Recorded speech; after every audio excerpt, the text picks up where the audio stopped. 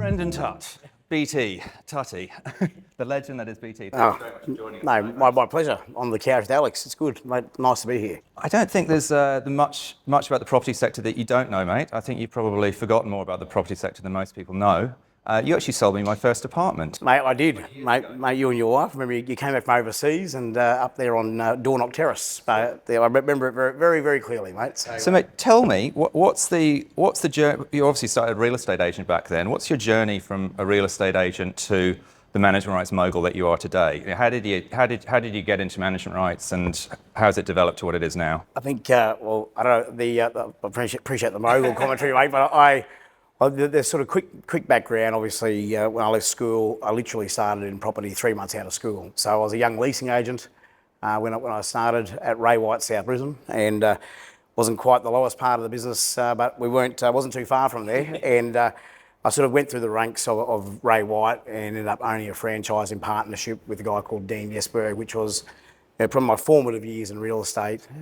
Subsequent to that, I sold out of the business and went to work with David Devine and Ken Woodley and Luke Hartman at Metro Property Development. So probably my foray out of agency into the development world, pretty catalyst moment in my career and a big decision at the time, which led me to understanding more corporate property and corporate development, and my first exposure probably to management rights from an understanding point of view, as opposed to just sort of understanding there was management rights, to seeing how they operated, and the fact that one of my core jobs was to, when we developed buildings, was to manage the sale of the management rights on behalf of us as a group to operators. So that's how I first sort of really started to understand management rights, and I think we sold a number of them to different people in my first probably 12, 18 months. And the numbers, I sort of knew fairly well from my rent roll history. And then obviously understanding the facility management side of it, I thought they looked pretty good. And I sort of approached the board, as it was, Ken, David and Luke.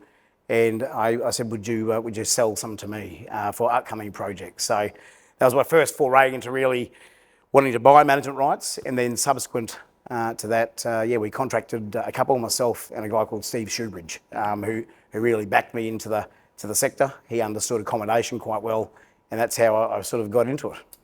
So you started, your first foray to management rights was more on the development side, so working with off-the-plan opportunities? Yeah, definitely. So my role at Metro was sort of managing from when we bought a site through to designing them up to managing the whole sales and marketing with the team and Peter Hobbs and other people.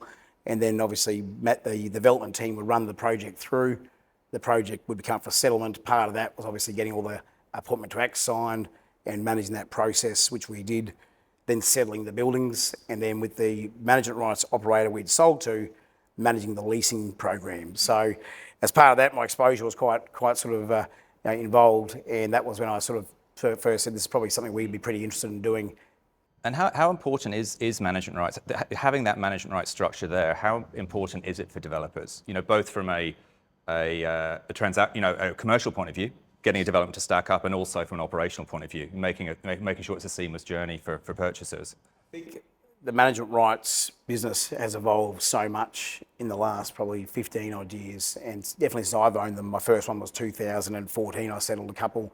That was my first year actually owning management rights, and I've seen the changes quite big changes.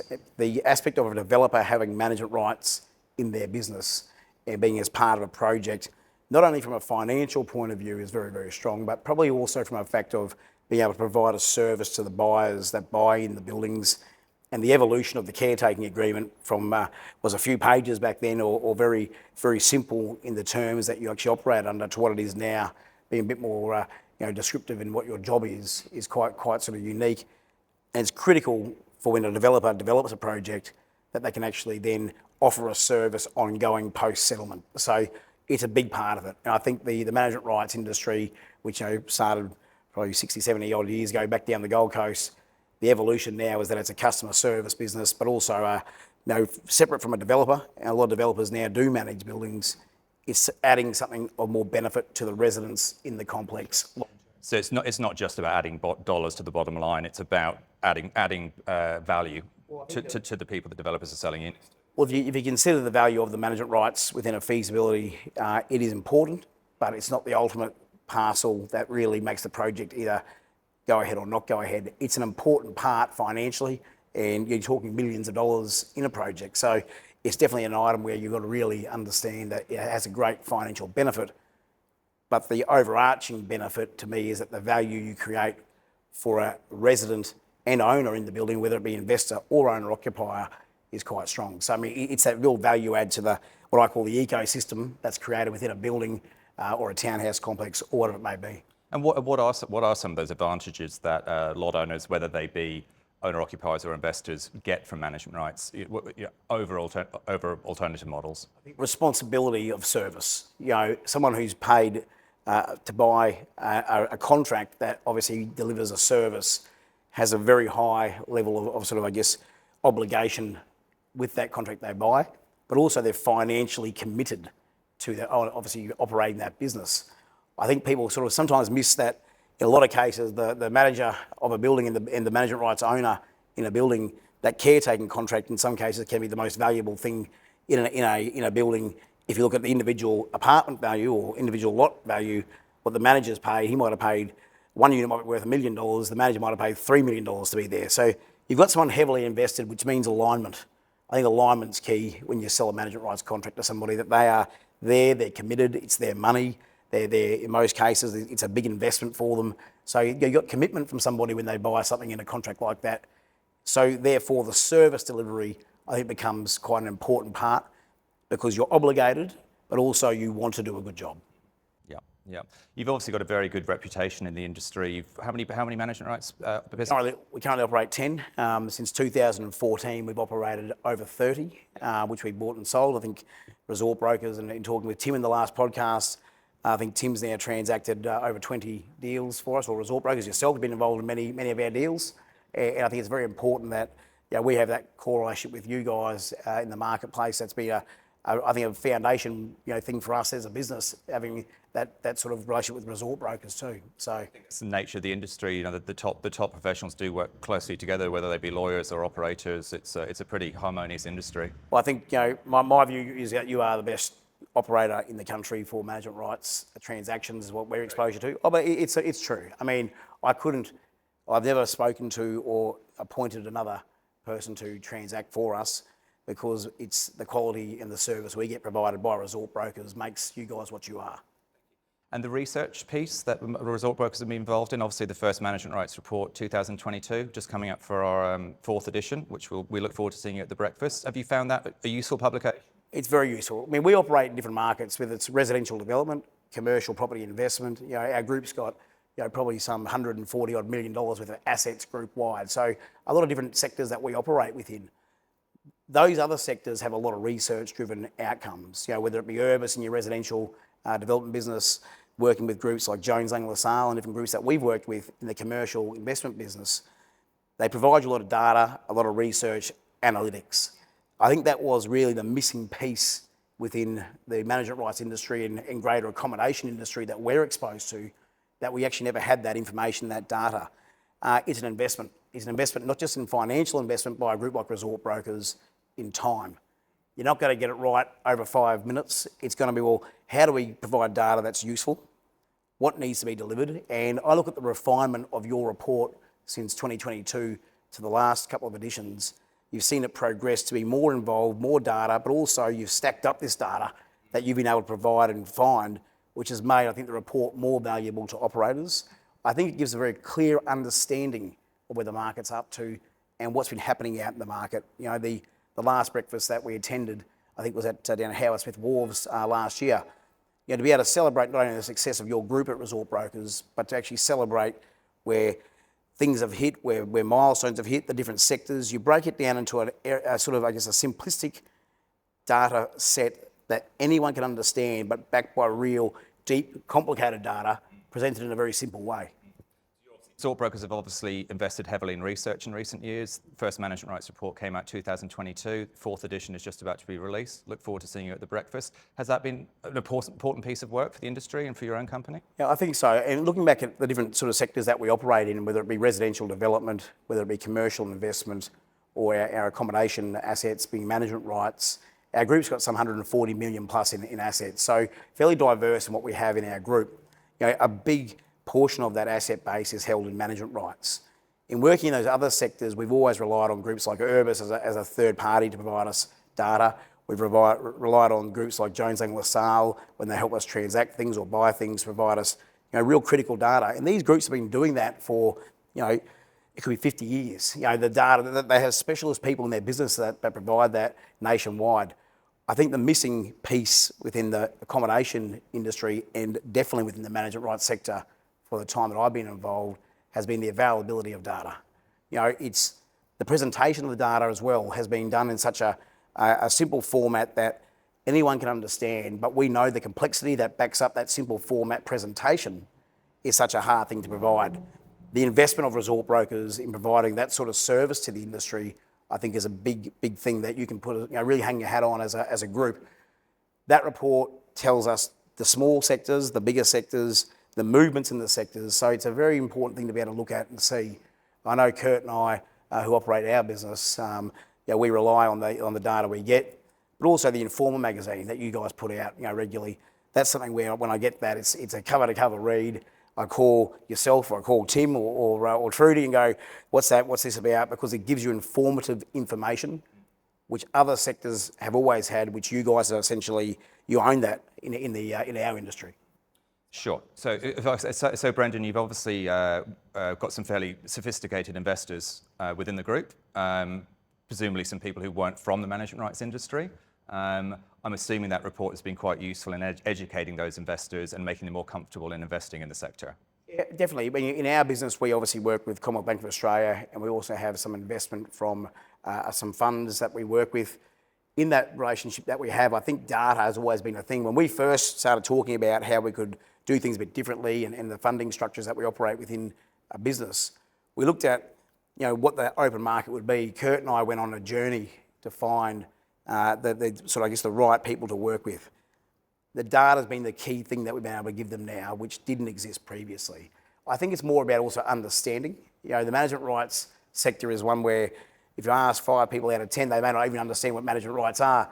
Queensland-centric property people get it, but the wider market where you will see big investment come into this sector, even more so than you've already seen in the last 20 odd years, they will rely on data, rely on information, and it's important that we can provide really critical stuff that is, I think, presentation of data is a big thing as well. So that's been a big thing which I've really been able to garner from your reports, that we can provide that information in an easy format read that can be understood. What are Tessa's plans in the management rights industry in the next 5 years? Do you see further investment, further growth in the industry? Yeah, definitely. We're always looking at different opportunities. I think the sector that we've chosen to be in and invested heavily in has been the management rights sector purposely. I think it's a great industry. I think we, like every business, deal with the great things about it and deal with the things that are harder to deal with. The great things being the people and the harder things being the retention of quality people as well, because it is a competitive market right now for employment. So one of the great things that you've got to work through as a daily challenge is making sure your people are very happy. I think from a critical point of view, why this industry? It is a customer service industry, which I think we are very strong at. And I think the sector has evolved so much that customer service, that being able to provide something above and beyond what was considered normal 15 years ago is now becoming the norm. That you probably just touched on the answer to this question, but you mentioned that you've owned 30 management rights over the year. From our understanding of the businesses that we've sold, they've pretty much all been harmonious businesses. So you're obviously doing a good job. What earmarks you out for being a good operator? Why do you have those good relationships? Why are you getting top-ups consistently? I think we're providing very simple but honest, reliable work throughout our complexes. We go in there with the view that we are a contractor and we are paid to do a job.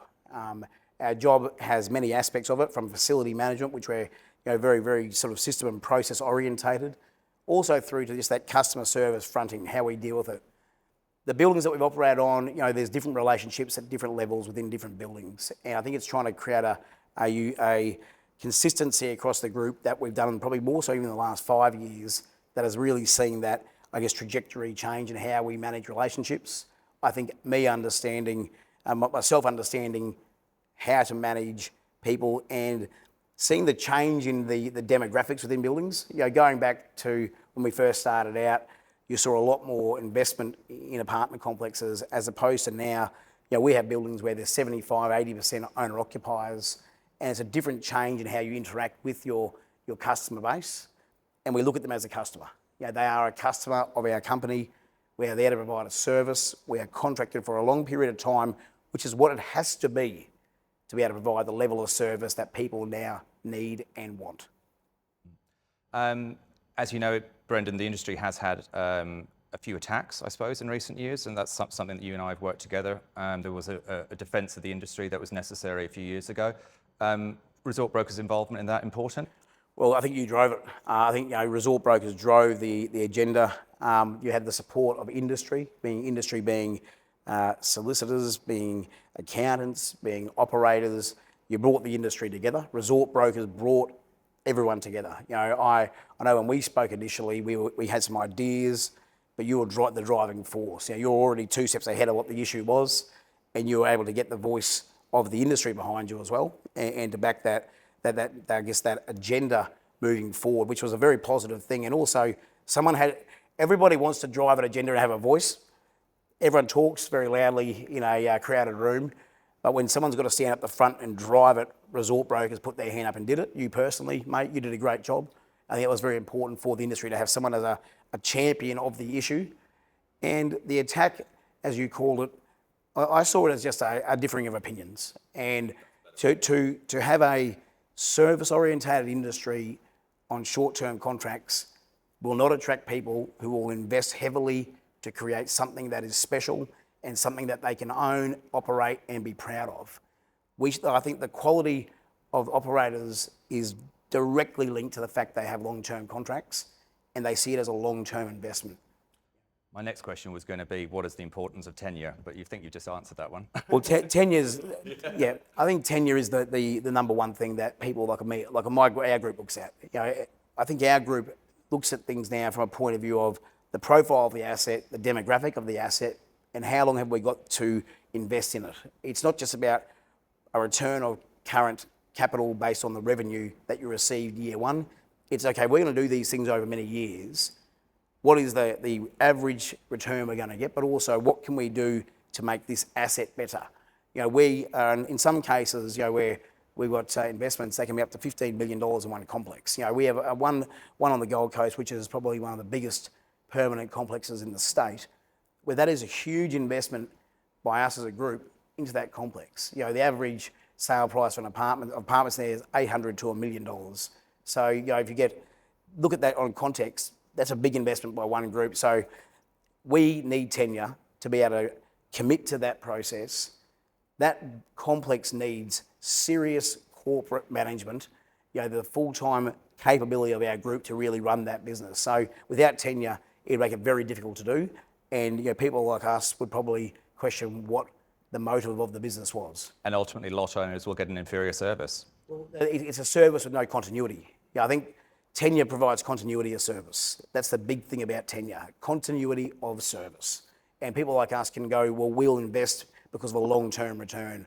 We look at a 15, 20-year horizon, not a 2 or 3 year horizon. If it was a 2 or 3 year horizon, well, what sort of investment are you going to put in that? You want a higher return, your costs will change, the structures, it's all different. So the metrics that were created for a reason. It was created to get great operators into an industry and people who want to be there long term. And from the smaller people to the bigger groups, it's the same motivation. Motivation doesn't change. Scale changes, not motivation. Yeah, sure. So, Brendan, you've obviously been in the industry for the best part of a couple of decades now. The industry's developed, it's become more corporatised. What changes have you seen in the industry, and how has that affected the way that you operate within the industry? I think the demographic shift to apartment living, which is the majority of what we manage, except for 2 complexes, which are townhouse complexes, the demographic shift. You've seen people see apartments, the investment and cost of an apartment has increased so dramatically, but also it's a long-term thing. I go back to my days of starting at Ray White, where in the CBD there were a couple of thousand apartments when I was around selling $100,000 units in the city, to now they're $5-10 million units in the city, which didn't exist. So the profile of owner has changed so much, so that the level of service has had to change. So what I've seen within the businesses that we've operated is just that shift from, it's just the person who living in the buildings has changed. Even buildings that were one time considered investor buildings are now shifting towards owner-occupier buildings as well. The balance may be, more so, what are we, 70% investor, 30% owner-occupier. It's more equilibrium at 50-50. So we've seen that shift. That shift has brought on a positive influence to provide a better service. That service then bar increases. Everyone's got to increase with it. Your methodology for running buildings, the way that you approach running buildings, from when you were doing 1 or 2 buildings to now running 10, has it changed? Process that we've driven across the business the whole time has been, I think, very consistent, that we've always demanded a higher level of outcome. I'm at most buildings, most weeks in Brisbane, the Gold Coast, every couple of weeks. In Townsville, we get there every couple of months. We've got a great team in Townsville that really manages that asset for our business that works for us. What I think the important thing about the apartment, You've grown from running perhaps 1 or 2 buildings at a time to now running a portfolio of 10 large buildings. The way that you approach the management of those buildings, has it changed? Is it much the same, but just with more layers to it?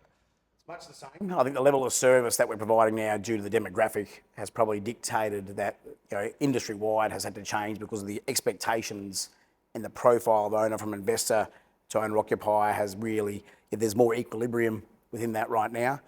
I think what we've seen, the major change for us has been how do we attract people? It is a customer service business, whether it be in facility management or property management, or even dealing with all the body corporate committees.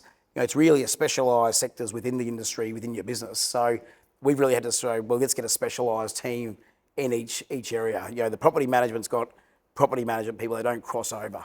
There is definitely interactions, but they've got to be specialised. Property management, facility management, and I always call it body corporate liaison work, where we're liaising with the committees. That is a role. And the committees are more sophisticated. I think my commentary around committees is, we have all sorts of committees. Somewhere we can't get a quorum, somewhere we have, it's like a national election when the committee votes come up. So it's a big difference in different assets you manage. So each one is individual, but I think the biggest change we've seen is that the expectation of the assets has definitely increased, which I think with scale, whether it's 1 building or 10 buildings, it's applied across everything. Size of a building still doesn't matter. You still have a committee on a 40-unit building as you do on a sort of 200-unit building or a 600-unit building. So there's still the same metrics. It's just how the level of service is provided. You mentioned committees. You mentioned earlier you're going out with a committee and about 40 of the owners taking you out for dinner. You obviously look after committees. You've got good relationships with them. Yeah, well tonight, where we're actually today, I'm heading down to the coast to one of our assets this evening, where we've got 40 owners, which is essentially members of the committee and their partners, coming to a 2026, what we're going to be doing at that complex. So we're hosting that event tonight, where essentially we'll do a full presentation of what we've done. We actually own that asset, Waterpoint. We settled in on September the 24th, 5 years ago. So it's 5 years of ownership. So I thought it was a good chance for us to reflect on the 5 years that's been, but now look at what's the next 12 months, 24, 36-month plan. What value can we add? Things like, we now provide mobility scooters to people down there. We're looking at providing a community van to be able to be used by the residents down there as well, which will be staffed by all the residents and sort of on a roster basis. But they can have these things that we can provide, and it's groups like ours and assets like that can make. It's more about the community. So that's a bit of a shift, and I think it's informing them of what we can do to add value. And that's a great example when we're talking about the importance of management rights, its value, and the importance of tenure. That's something that couldn't happen without management rights and without tenure. Well, no one's looking at a 5-year plan if you don't have. Well, if you haven't got 5 years, it's hard to look at the 5-year plan. And I think it's like any relationship. It's hard to always plan what's going to happen in the future. It's like a marriage, like any sort of partnership. But I think you've got to put steps in place to try and manage the outcomes that everybody wants. I think there is enough alignment and sophistication within any building, be it small or large, that if you have a very common goal and set positions on things and expectations, delivery should be a fait accompli. Brendan, thank you so much for joining us today. As always, a pleasure to talk to you. Really appreciate your time. Anything Resort Brokers needs, we're here. Thank you. Thank you.